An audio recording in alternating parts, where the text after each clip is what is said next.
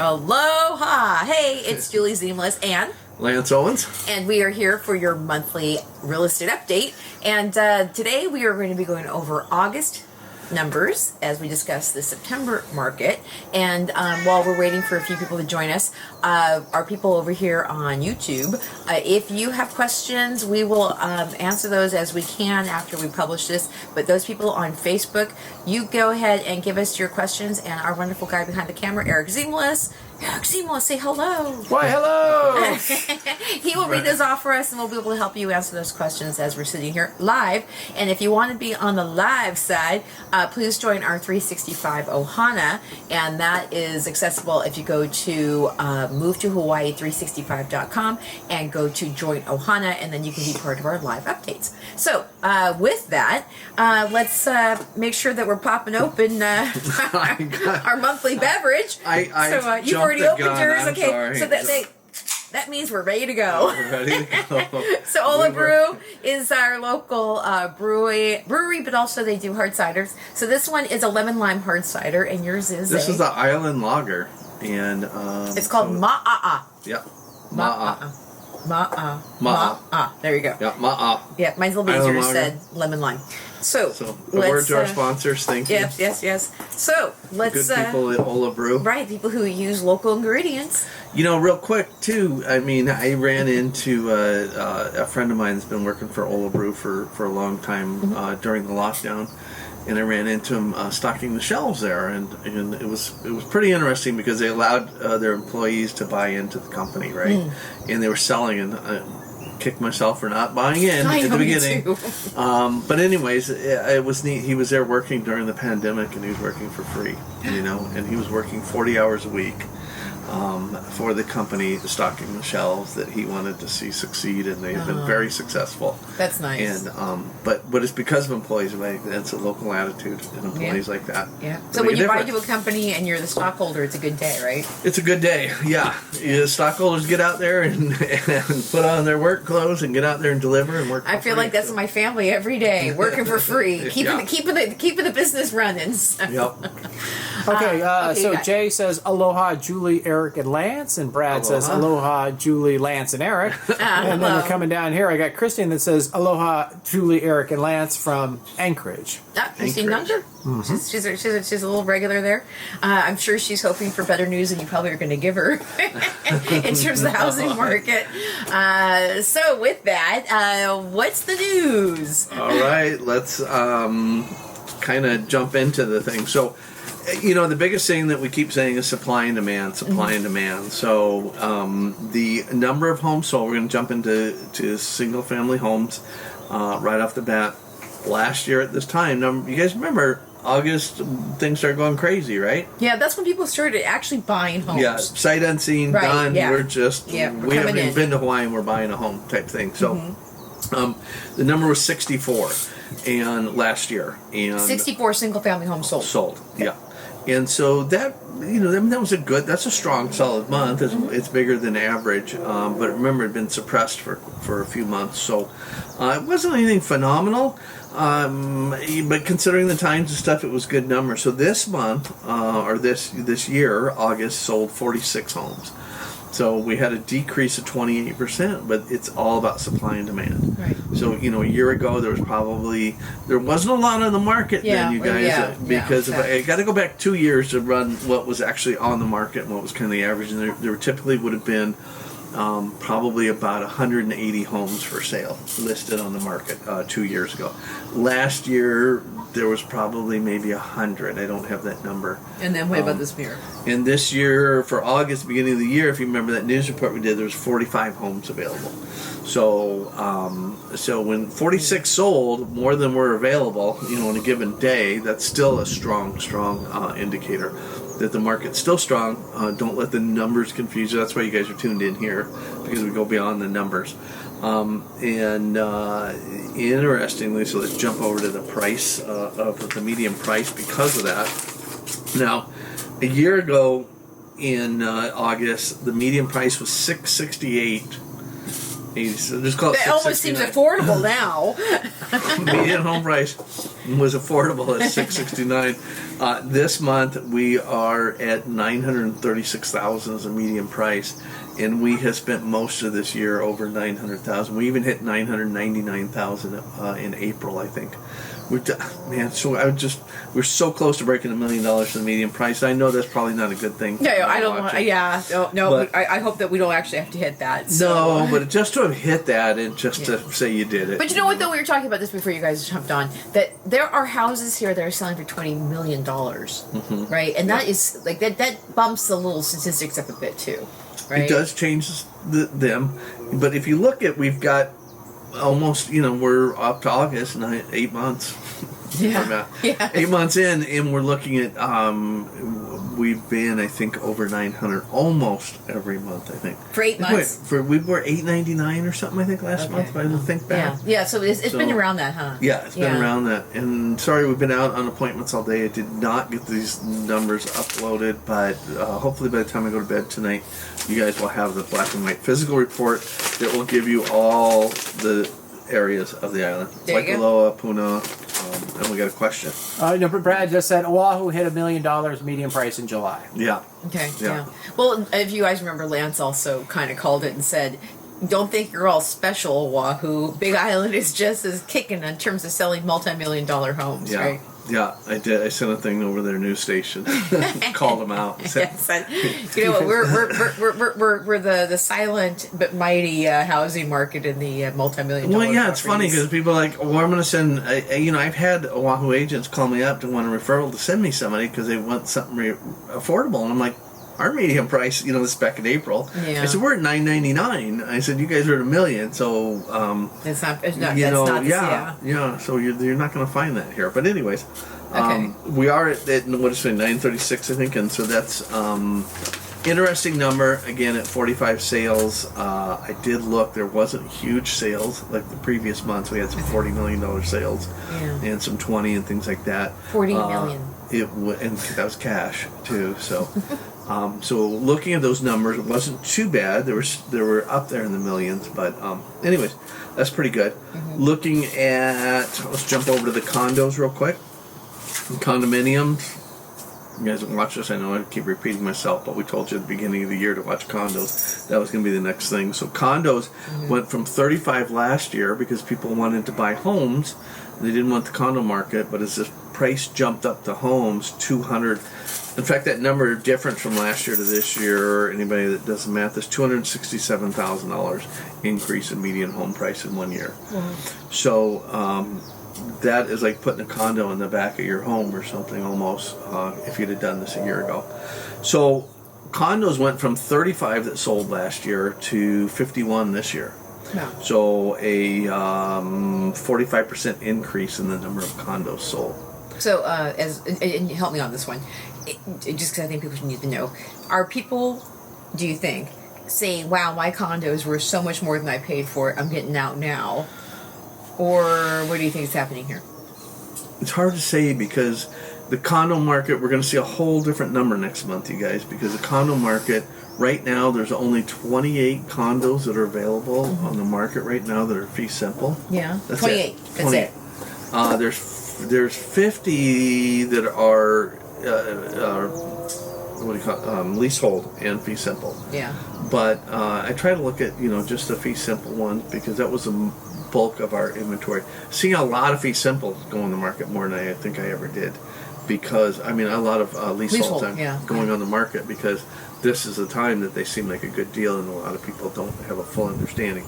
And leasehold's not bad, but you need to understand it completely before you jump into it and do it. So, yes, we got a question. James says, "Do you track the median cost per square foot? If so, which direction is it trending for condos and homes?"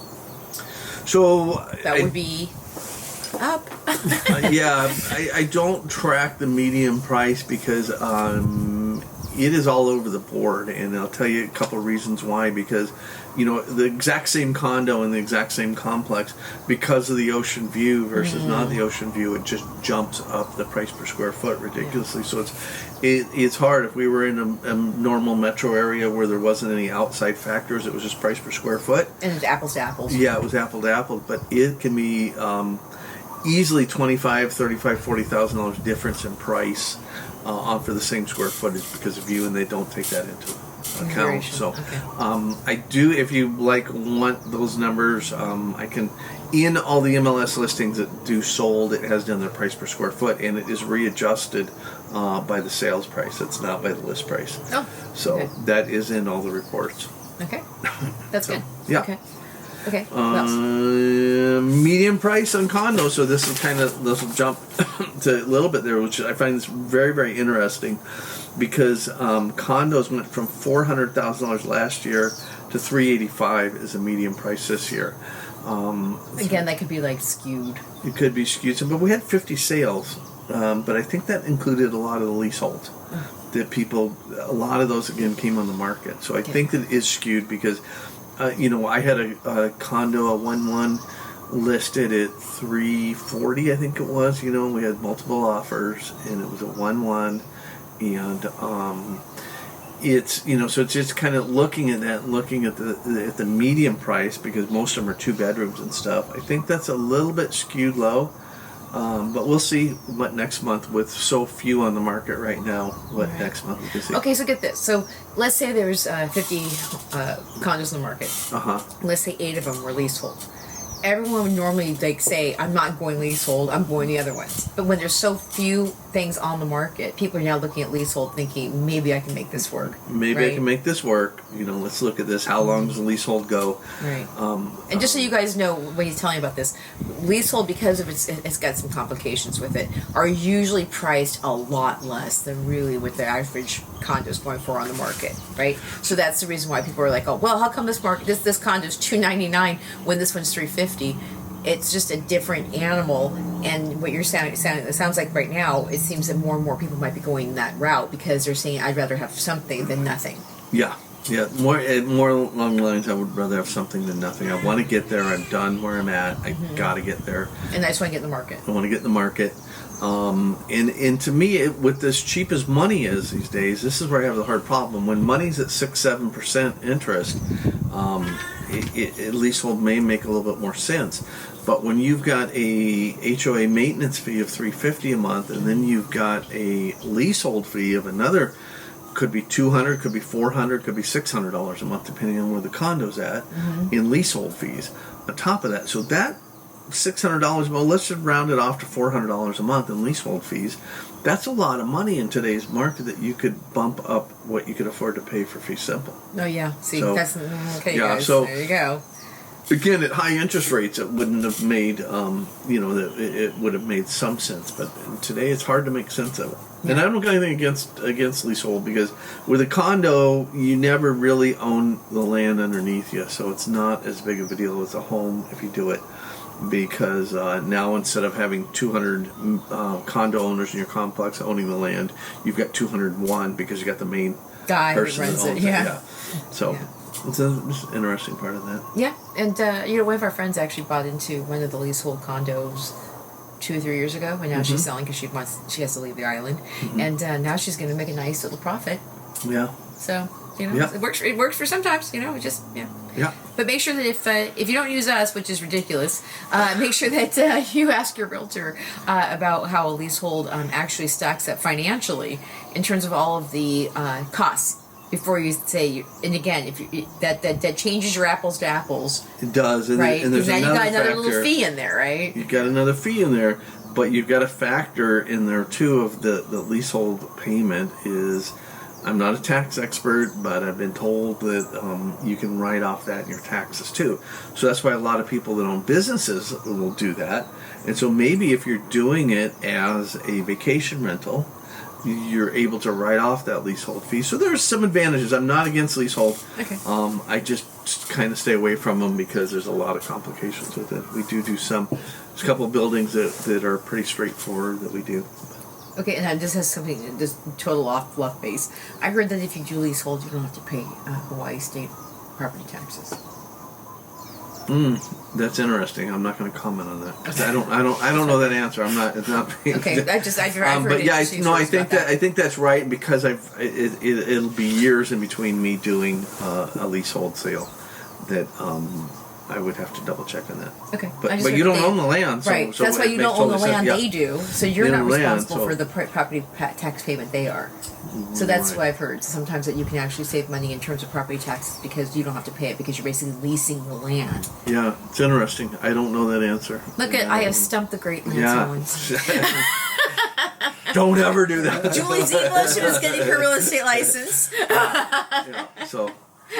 And I used to not like leaseholds a lot, and actually my mentor and the guy who taught the classes, he brought up the subject to me about the taxes being able to be written off for the leasehold payment, but we didn't go over the ownership part and just some of the other things. Again, when it's high money, it's a difference. When money interest rates are high. Yeah. James' question is, what is the likelihood of the state reining in the numbers of the STVRs on the Big Island?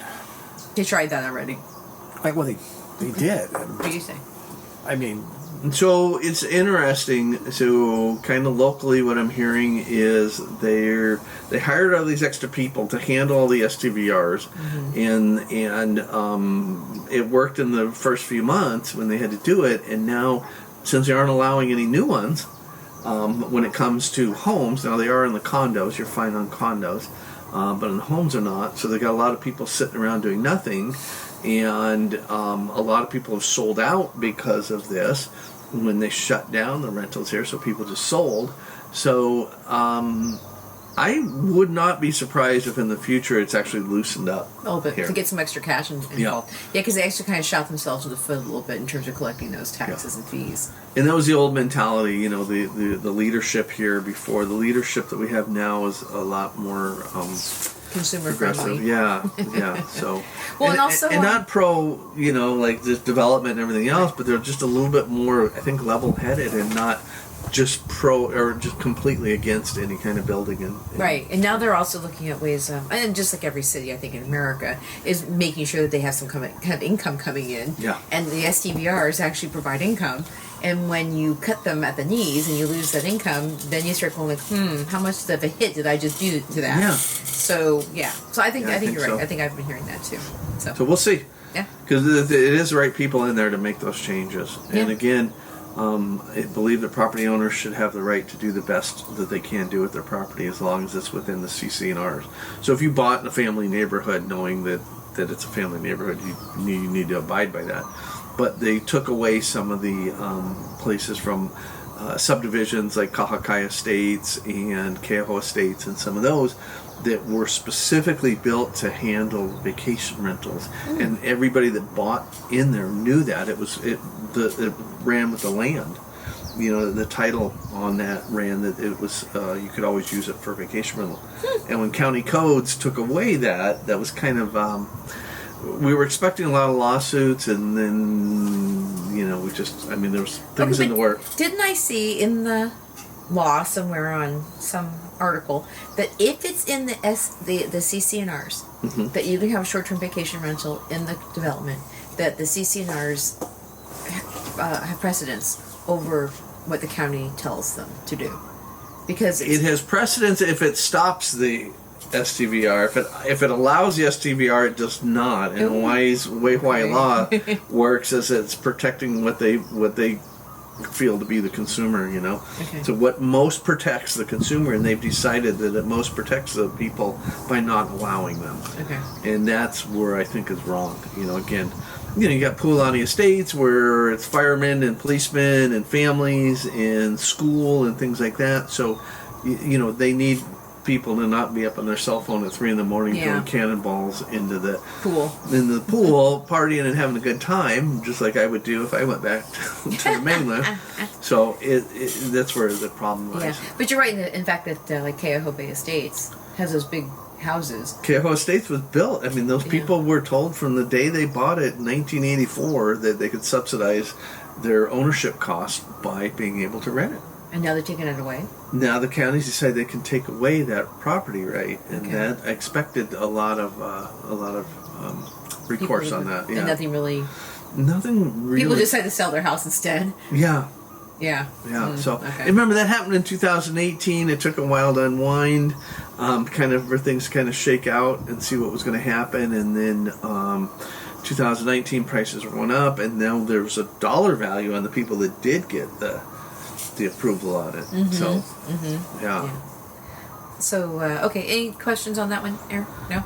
Okay. So, real quick, let's talk about South Kahala. I have a bunch of people realizing that they will probably have to buy in Waikaloa Village now because the prices in Kona have gone up. Mm-hmm. So, can you chat a little bit about some of those numbers?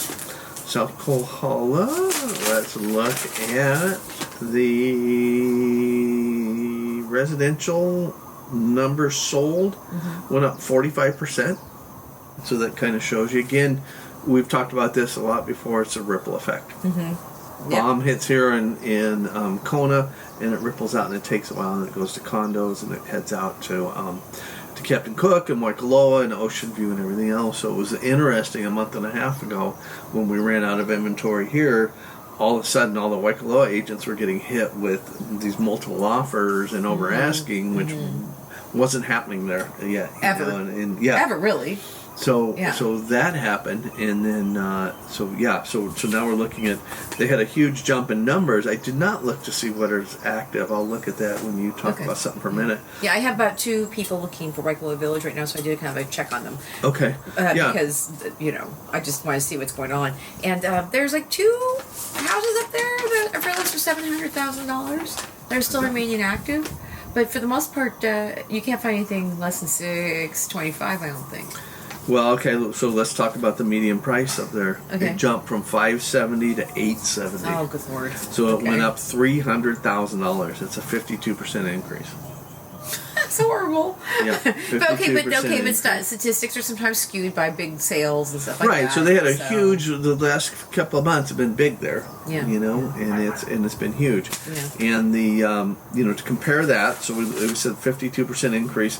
Kona had a 39.93%, so we'll call it 40% increase. Because we were already cooking hard. We've already hit that, right? We broke that 6 months ago. Right, and so now we're talking about, people are saying, I still want to come to the Big Island. I'm willing to pay up, and then they're doing that 50% increase in the pricing because people are now saying, I'll take anything. Take anything, and Waikaloa's beautiful. You know, I mean, it's just. It's the central attraction points here, and then it goes out from there for the West Hawaii. Yeah, yeah. Eric, anything? Okay. Oh, so wait a minute. So tell us about condos there too. Condos. Yeah, because some people will say, well, maybe I can get a condo in Waikaloa Village. But I know this. Okay, just so you guys know, whatever number he tells you, Waikaloa Resort also feeds into this number. Yeah. And Waikaloa Resort, their prices for condos could be $600,000 to $1 million. So you can't always say what's happening in Waikaloa Village versus these numbers. So what is it? So Waikaloa went from $680 a year ago to $700 this year. So we're really seeing the resort, and we're not seeing the village.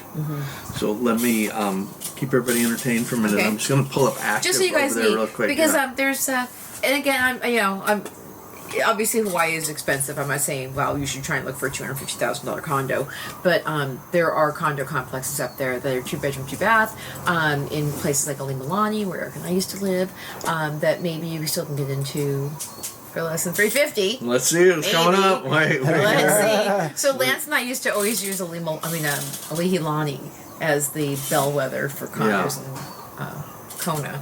Okay, so what you got? So there's only one condo under $550,000 in all of Waikaloa. Beach, resort, any place. There's one at $395,000, and the next one is Waikaloa Villas at $564,000. Greens at Waikaloa at $625,000. Fairway Villas at Waikaloa, we're in the resort. Yeah, it's a resort area, $729,000. $729,000, and it goes up from so there. there's one condo available really in Waikaloa Village. And this is not, I think this is listed as a condo, but I think it is,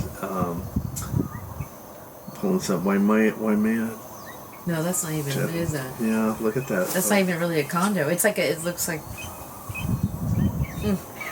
a living space inside of a commercial building. It almost does. So interesting. Okay, so let me go back to the next question. When do you think that things might change, Lance? Okay, wait. Lance. This goes on to somebody has a question about that, which ties into what Julie talked about. Okay. Christine says, has the demand slowed down at all regarding multiple offers per property? Yes. Yes, it's not as crazy. The craziness has gone. There's still multiple offers. People are taking a little bit more time and doing a little bit more research. I think I was looking, homes that sold in under 5 days, out of the 46, 15 of them sold. So still a third of them sold in under 5 days. Yeah. So, I mean, they're going pretty quick. But what's the story with the multiple offers, though? What are you thinking? It's not as bad. It's not as bad. Okay. And I was watching the news this morning that Honolulu is saying, 2 months ago they were getting 50, 60 offers on properties there. Wow. We were getting 10, and that was phenomenal. They were getting 50, and they're down to under 10 offers per property. Oh, now they're like 5 or 6 offers per property. Okay. My condo. I mean, I was one of 2 under $450,000 when I came on last month, and we only had 3 offers on it. So okay. Yeah. And just so you guys know too, that in January, I was going kind of like off our own little thing. So when I was writing market reports, I was getting like 1,000 people looking at them, like in January and February, and then it just started going like this, dunk, dunk, dunk, dunk, dunk. So now I'm down to like 200. I think that people have come like this. Whoa! Either they bought what they wanted to buy, or they realize it might be priced out of the market, or they might be thinking it's too hot. I'm not dealing with this until later. People might be holding off. They said that buyer fatigue. We talked about buyer fatigue. But when we also were doing the early spring market, Eric and I were getting almost every single day someone say, I want to move to Hawaii, I want to buy a house. I have not received an email. I've gotten like 2, and people want to wait a year in the last like 3 weeks. Yeah. So there's definitely a pullback from people from deciding they want to buy on the island right now. And a lot of those people didn't know what they were getting themselves into, good or bad. They just didn't know. They just knew that Hawaii wasn't having the riots and all the craziness going on. And at that point, our numbers, COVID numbers, were good. Phenomenal. Yeah. And phenomenally good. Yeah. not, good. Not bad. Like now, so we were a unicorn, in the universe, and they all were coming here. So that has stopped. But the people the people that had been looking here for years and years are still coming out and still doing the buying and still yeah. So if you still have an intention, like I am going to make this happen, you can compete in this market without having to do with 40 It sounds people. bad, yeah. But you also have to realize that there's no inventory. There's no inventory. It's 40%. Let's talk about that real quick too for inventory. So remember in the news thing we did last month, the inventory was 45 homes that were on the market last month. So we laugh when there's typically 180 homes in a given month. There was 45, and that's when the price shot up. So right now, I looked. This morning there was 59 homes active on the market. That's not a lot, but that's still 14 more than 45 last month. That's a significant amount. What is that? Who does math out there really quick? Up there, 30%. 30, okay. I'm just throwing it out. All right, 45. We got 14 more. So that's good to hear because I've been hearing because I get news reports from what's happening across the country. Brad's going to give us an answer. Watch. Yeah, Brad, you help us on this one. So I get a chance to kind of tap into the national market because I'm a part of the Inman News Network and stuff, and they're saying across the nation inventory is starting to rise. Yes. And so it kind of looks like it's happening here too. And as of last month, there's 48 states had risen in inventory. It was Hawaii and someplace, Maine or somebody like that had Vermont or something. We were the only 2 that had not risen in inventory. So I have not seen the latest report on that, but doing my own numbers from 45 to 59, we have increased a little bit. Yeah. And Brad said, you came close enough that I don't need to do it. So he said that. So what did you say, 30%? Yeah. Okay. I don't need to do it. That was Brad saying that. So are we like making a statement right here that inventory is increased by 30% month over month? Yes, if you want, that is a statement that we are making. But don't get carried away. I can't write a big blog post about that. Why? We should. But you know what? It's been 8 hours. I'm just going to look here real quick. I'm just going to see what homes are available as of the end of the day today. It's interesting to watch our hot sheet every day too. Interestingly, I looked at preview earlier today to see all the preview. There's only 3 in preview of anything in Waikaloa Kona. There's usually 6 or 7. Yeah. So active condos. There's now 31 where there was 23 last month. Okay. So that's good. Now let's click residential and see what that count is. It's 58. So 58 versus 59 this morning when I looked. Okay, so like 1. Okay. Yeah. Okay. Yeah. So so the statement is, and I've looked a couple of times the last couple. Well, it's gone for 2 weeks, so I've been watching it a little bit less. But I have seen it up in the 50s most of the last 3 weeks, 4 weeks. Okay. So that's an increase. Yes, it is. See, it's a little bit. And that's all it takes. A little bit here, a little bit there, and it changes things. Yeah. So. Puts one more of our people in this group in a home, hopefully. Let's just see how many are under $1 million. If you want a home under $1 million in Waikaloa Kona right now, you have 23 to choose from. Okay. That's significantly more than you had last month. That's good. Mm-hmm. Okay. Because some of our people here are coming in later fall looking for homes, and some people are holding off until next spring. They're starting to get so what they're trying to do. I see some people in this group. They're selling their houses now. In fact, I got a guy that says he's selling his house this weekend and taking their money, and they want to come over here and they want to sit in the rental and kind of like cook and chill, and then jump in when they see something. And I'm going to tell you guys, just because I try and help people find housing, we are really, really short on long-term rental housing right now. Just so you guys know. Just so trying to find something that you can sit in for the next 6 months to a year. If there was like something to track on how our rental availability has been like this, just I just and every time someone sends me an email, I just need to rent for 6 months. Can you help me? I almost want to start the email with, I'm sorry. But I'm like, I don't want to be the Debbie Downer on this one. So I do try and look, and I have I keep my little feelers open. I have been able to put some people into long-term housing, which is awesome. But it's just, it's not as easy as showing up here and thinking you're going to get someplace to live. So I was distracted. I was looking at my phone just to pull up, because it's probably the third text message I've had like this in 3 weeks probably. But it's like, hey Lance, do you know any good real estate lawyers? Our friend is getting evicted on short notice, right? Oh, the evictions. That's like the third one that I've had in 3 weeks. So with that, a little note on that is that, so I said 2 things can increase our inventory here: a volcano or a evictions. So I think a lot of these mom and pops that were not able to remove people from their homes are now allowed. Remember that we came out of the moratorium, so they've been given their notices. So not only did we not have any rentals for people to go into then, now it's scary as where's our workforce going to rent at because they can't buy. Yeah. So it's really scary. And what was interesting, I was in Chicago last week, and we're at the NAR Summit, Leadership Summit. They were talking about all of the people coming out of their mom and dad's basement that kind of had to move back home and things like that because of the pandemic have come up, and they're surfacing, and they're going to look for things now. They've had it with mom, dad, the older brother, the little sister. They want out and they want something. That's my daughter. She's 20. She wants out. Yeah. So they're doing that, and there's nothing out there. There's nothing out there. You can't. And so they're priced out of the market. So then they're going to the rentals, and they're finding the rentals aren't there. Mm-hmm. So we're going to be hit with a double whammy with that right now. It's going to be interesting. So for a buyer, it's going to increase some of the inventory on the market. For somebody coming here wanting to rent, it's just taking away more and more opportunity of nothing we had. Yeah. So I mean, you guys, I've never seen it so tight. There's nothing. So renters are now doing what buyers have been doing. They're writing love letters saying, "We would take such good care of your place. We would love this place. We would, all these things that they put in these love letters, and they're offering over the rental price. Yeah. Just to find a rental. Right.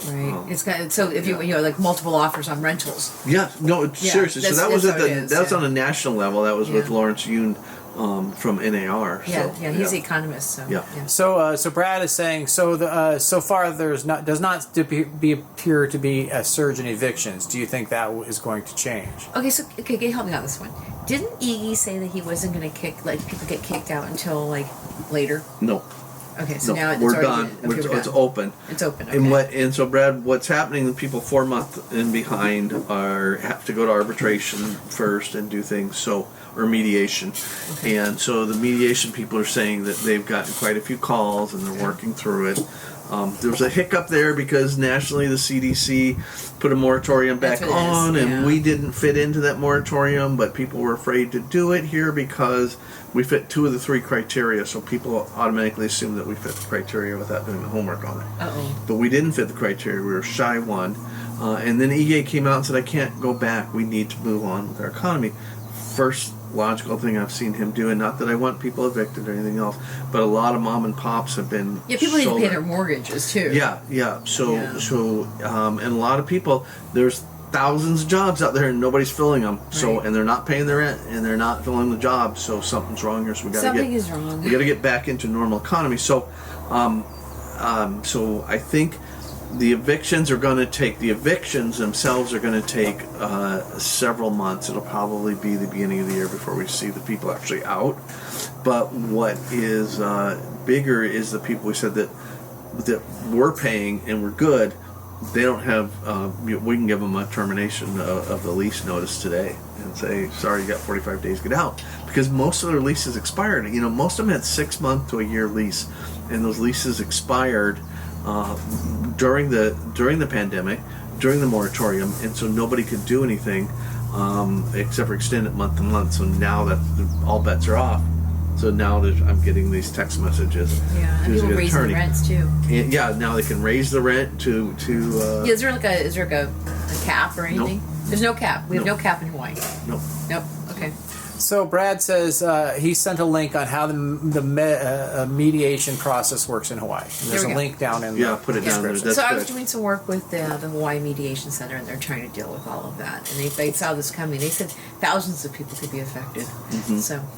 So I reached out. So we have a caravan meeting every Thursday. And Brad, go to Civil Beat Hawaii and look at today's article. It talked about mediation and people getting kicked out. And they said very few people are doing that right now because they don't know exactly how it sets with the CDC and EGA. So a lot of confusion. So, but when I reached out in Caravan, I reached out to a couple of different property managers. Caravan's where the realtors would get together every Thursday, and we talk about new properties we got, and we go visit them. And so I said, any rental agents, how many people are behind? How many people do you see that haven't paid their mortgage or haven't paid their rent?